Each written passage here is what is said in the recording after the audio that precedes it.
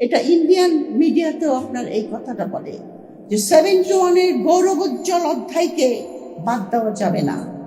তো গৌরবোজ্জ্বল অধ্যায় তো আমরা কেউ বাদ দিতে চাচ্ছি না, কারণ যেটা ডিক্লারেশনে ছিল সেটা 24টা ধারণ করেছি, আমরা সবাই ধারণ করেছি, আমরা ওই রকম দেশই চাই।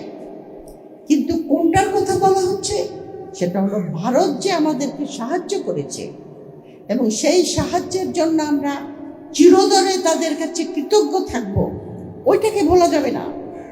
ওটাই হলো 71-এর গৌরবোজ্জ্বল অধ্যায়।